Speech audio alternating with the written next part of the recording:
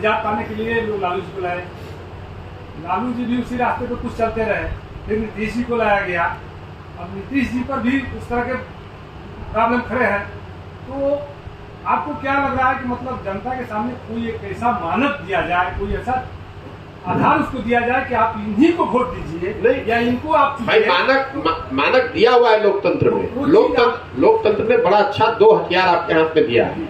एक तो ये कि आपको ये जागरूक बनिए कि आपकी जो समस्या है उस पर वोट दीजिए। मैं मन से कह रहा हूं कि वोट देते समय स्वार्थी बनिए।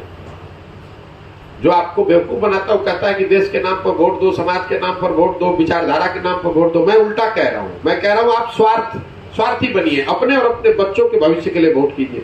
दूसरा, लोकतंत्र ने एक बहुत अच्छी व्यवस्था ये बनाई है जिस पर आप लोग, जिसको कहना सूरज रोज उगता है तो हम लोग इसकी चर्चा नहीं करते, मान के चलते हैं कि सूरज उग ही रहा है, सुबह सवेरा हो ही जाएगा, लाइट आ जाएगा। लोकतंत्र में एक व्यवस्था बनाई गई है 5 साल की। क्यों बनाया गया है? चुनाव 7 साल पर भी हो सकते थे, 15 साल पर भी हो सकता था, कम खर्चा लगता, आसानी से ज्यादा काम होता। 5 वर्ष की व्यवस्था इसलिए बनाई गई है कि आप नागरिक होने के नाते जिस दल, जिस विचारधारा, जिस नेता में भी आपका विश्वास है उसके साथ खड़े होइए, उसको वोट दीजिए। लेकिन वो भरोसा, वो विश्वास 5 वर्ष के लिए है।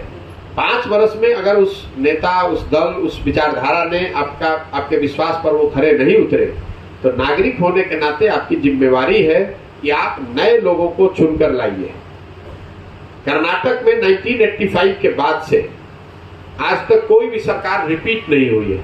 कर्नाटक देश के सबसे अग्रणी राज्यों में है आज देश में, और हम लोग पिछले 35 साल से एक ही धारा, आप कह रहे हैं लालू नीतीश, वो तो वही लालू नीतीश एक ही धारा की पॉलिटिक्स चल रही पिछले 35 साल से। तो जब आप इस धारा से आपको कुछ फायदा हो ही नहीं रहा है और आप इससे बदल भी नहीं रहे तो सुधरेगा कैसे? सर मेरा सवाल, आप पूरी पदयात्रा के दौरान वो सब का गाँव का दौरा किया, आपने समस्या देखी, समस्या के समाधान में मतदान का विकल्प देखा, सही व्यक्ति का चयन, और भी इसके विकल्प है। समाजशास्त्री के अनुसार आधी आबादी को शिक्षा देने का मतलब है कि पूरे परिवार को शिक्षा देना। एक महिला को शिक्षित करते हैं, एक परिवार को शिक्षित करते हैं। आपके पूरे यात्रा के दौरान, पूरे उद्देश्य में कहीं भी आधी आबादी के विकास से संबंधित नारी सशक्तिकरण पर कोई संदेश नहीं दिया गया, नहीं उसका कुछ। किसने, आपने देखा है जाके बाहर सब जगह हुआ उद्देश्य उसमें देखिए कि लिखा हुआ है कि नहीं? ये बात आपका मैं तीनों अभी आप बताए, गाँव जाकर समझाना, नारी सशक्तिकरण तो हमने नहीं देखा। मेरे भाई समझाना क्या, आप अगर जो वोटर है उसमें 50% महिला भी है, नारी सशक्तिकरण का मतलब जो वोटर है 50%, उसको क्यों नहीं बताएं ये बात कि आप अपने अधिकार के लिए वोट दीजिए? नारी सशक्तिकरण नहीं है। अपने और अपने बच्चों को पढ़ाइए, ये सशक्तिकरण नहीं है। हाँ, आप महंगाई, अपने नाली गली, एक मिनट सुन लीजिए, आपने सवाल पूछा उसका जवाब दे रहे हैं। नारी सशक्तिकरण का डेफिनेशन क्या है, पहले उसको पढ़िए। नीतीश कुमार का डेफिनेशन मत पकड़िए कि नारी शराबबंदी नारी सशक्तिकरण है। नारी सशक्तिकरण ये है कि महिलाओं की जो सबसे बड़ी समस्या है वो है अशिक्षा की, उनको पढ़ने की सुविधा नहीं है, उनको घर चलाने की सुविधा नहीं है। नारी सशक्तिकरण ये है कि उसका घर का जो हस्बैंड है, उसका माँ बाप है, उसके बच्चे हैं, वो आराम से रह सके। ये नारी सशक्तिकरण का हिस्सा है। नारी सशक्तिकरण स्लोगन नहीं है हमारे लिए। मैंने वही कहा, एक नारी को शिक्षित करते हैं, एक परिवार को करते हैं। तो सबसे ज्यादा शिक्षा पर कौन बात कर रहा है? आप कर रहे हैं, हम कर रहे हैं। सबसे ज्यादा शिक्षा पर बात कौन कर रहा है? आपने शिक्षा में बात की तो, लेकिन शिक्षा का व्यवस्था आपने जो देखा, हाँ, वो आपने बताई। हाँ, तो जो सुधार आपने पूछा कि आप क्या करेंगे, आपने पूछा कि शिक्षा कैसे सुधारा जा सकता है, पूछ रहे हैं ना कि तो आप तो नारी सशक्तिकरण को पूछ रहे हैं। ये पूछ रहे हैं, उसका कोई चर्चा नहीं आया। चर्चा इसलिए नहीं आया, 2 बात समझिए, चर्चा इसलिए नहीं है। सुनिए आप मेरी बात, चर्चा क्यों नहीं है? पहले तो आप समस्या जाने बगैर सोल्यूशन खोजते हैं बिहार के लोग। आपको ये पता नहीं कि समस्या क्या है, लेकिन आप चाहते हैं कि सोल्यूशन कोई आए, खड़ा हो जाए मंच पर और बताए कि हम आएंगे तो शिक्षा सुधार देंगे, और फिर उसके पीछे बेवकूफ बन के वोट दीजिएगा, फिर इसी दशा में रहिएगा। जब मैं बता रहा हूँ स्वरोजगार पे, मैंने 15 मिनट आपको बताया कि रोजगार उद्योग क्यों नहीं है। अगर बिहार में किसी दूसरे ने ये बताया हो तो आप उस पत्रकार हैं, हमें बता दीजिएगा कि ये बात तो पहले भी हो चुकी है।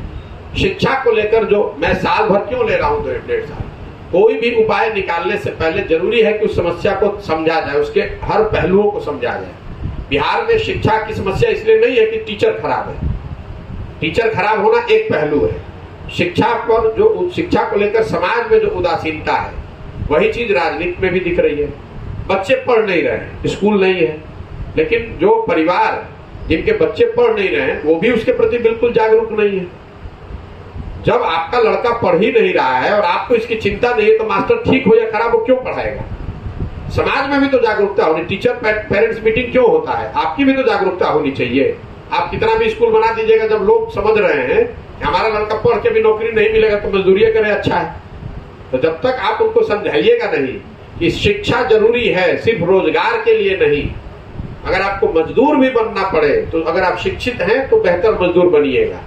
तो पहला फोकस ही पूरा शिक्षा पर है। बिहार की शिक्षा व्यवस्था को कैसे सुधारा जा सकता है, उसका एक तरीका यह है कि 40,000 करोड़ रुपया जो आप लोग शिक्षा व्यवस्था पर हम लोग खर्च कर रहे हैं और 40 बच्चे भी इसमें पढ़कर नहीं आ रहे हैं, जो ब्लूप्रिंट हम उसमें लिखा हुआ है उद्देश्य में जाके पढ़िए कि पदयात्रा खत्म होने के बाद इसका पूरा विजन डॉक्यूमेंट जारी करेंगे। हम उन बेवकूफों में से नहीं है जो आए और कह देंगे कि हमें मालूम है कि शिक्षा कैसे सुधारना। अगर हमें मालूम होता तो हम, अगर मालूम है भी तो भी ये जरूरी है कि बिहार के लोगों की सहमति उसमें ली जाए, उनकी सोच उसमें शामिल किया जाए। अब आपने चूंकि सवाल किया है कि आप कैसे सुधारेंगे, तो मैं आपको उसका एक पहलू बताता हूँ। ये मत कहिए कि ये मेरा शिक्षा का विजन डॉक्यूमेंट, शिक्षा का विजन डॉक्यूमेंट जब पदयात्रा खत्म होगा तब जारी करेंगे, घबराइए नहीं। ये 2020 मैच नहीं है जब आए और 2 ओवर में फिनिश होना है। बिहार में 40,000 करोड़ रुपए शिक्षा पे खर्च हो रहा है। हम लोग का अनुमान ये है, अभी तक का जो अध्ययन है जो हम लोग बना रहे हैं, कि अगर 15,000 करोड़ रुपया इसमें से हटा दिया जाए, 1/3 पैसा जो है वो नई शिक्षा का इंफ्रास्ट्रक्चर खड़ा करने में लगाया जाना चाहिए। आपने नेतरहाट का नाम सुना होगा, वो सरकारी विद्यालय था जब बिहार झारखंड एक में था। उस विद्यालय, उस नेतरहाट जैसा विद्यालय अगर आपको हर प्रखंड में बनाना है तो करीब करीब 1500 करोड़ रुपए खर्च होंगे हर साल। तो हम लोग की सोच ये है कि हर प्रखंड में हर साल एक विश्व स्तरीय विद्यालय बनाया जाए और 5 साल में अगर आप 5 विद्यालय हर प्रखंड में बना देंगे तो जो हम लोग जियो मैपिंग करा रहे हैं ये दिख रहा है कि अगर 5 विद्यालय ठीक जगह पर बना दिए जाएं प्रखंड के स्तर पर, तो हर विद्यार्थी को आधे घंटे से कम समय में स्कूल में पहुंचाया जा सकता है बसों की व्यवस्था करके। मतलब हम लोग की सोच ये है कि विद्यालय को बच्चों तक ले जाने के बजाय बच्चों को अच्छे विद्यालयों में लाने की व्यवस्था की जाए। आप शहर में रहते हैं, दिल्ली में कोई बढ़िया स्कूल है तो अपने बच्चे को स्कूल बस से भेजते हैं वहां पर, लेकिन अगर आप बिहार में 5 अच्छे विद्यालय हर प्रखंड में बना देंगे तो इसका मतलब है कि 10 किलोमीटर के कम रेंज में हर गांव का बच्चा वहां पहुंच सकता है। तो हम लोग की सोच ये है कि क्योंकि आपको इतना पैसा आएगा कहां से? मान लीजिए आप पैसा कहीं से ले भी आए, इतने शिक्षक कहां से आएंगे? अगर शिक्षक आ भी गए, अगर आप बहुत सुदूर के गांव में आपने विद्यालय बना दिया, वहां शिक्षक रुकेगा ही नहीं। वो आएगा कहीं से, साइकिल से, बस से, फिर 11 बजे आएगा, 2 बजे भागेगा। इसलिए ये बिना सोची समझी जो विद्यालयों खोलने की व्यवस्था है, इसके बजाय आप 5 जगह अगर हर साल एक प्रखंड में एक बनाएंगे तो अगले 10 साल में हर प्रखंड में 10 ऐसे विद्यालय बन जाएंगे। और अगर एक प्रखंड में 10 नेतरहाट बन गए तो जरा उस शिक्षा व्यवस्था की आप परिकल्पना कीजिए कि वो कैसा दिखेगा, उसमें किस तरह की पढ़ाई होगी और किस तरह के लड़के निकलेंगे। लेकिन मैं उन बेवकूफों में से नहीं हूं कि खड़ा होकर कहूं कि कल आऊंगा और सब शिक्षा व्यवस्था सुधार दूंगा, सब टीचरों को अच्छा कर दूंगा। ये नहीं हो सकता है। ये 10 वर्ष में ही किया जा सकता है, 1-1 साल करके करना पड़ेगा। बिहार में जो आज दुर्गति है, कुव्यवस्था है, उसको सुधारने के लिए मेरे पास कोई सिल्वर बुलेट है नहीं और मैं ऐसा कोई वक्तव्य देता नहीं।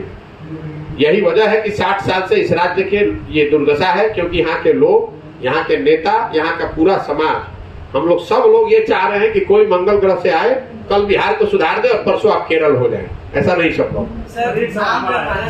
एंडलेस सवाल नहीं लूंगा, मुझे आगे पदयात्रा के लिए बहुत इंपॉर्टेंट सवाल है सर। आम जनमानस में, क्योंकि आप लगातार पदयात्रा कर रहे हैं, लेकिन एक कॉमन भ्रम है, उनसे जब कहते हैं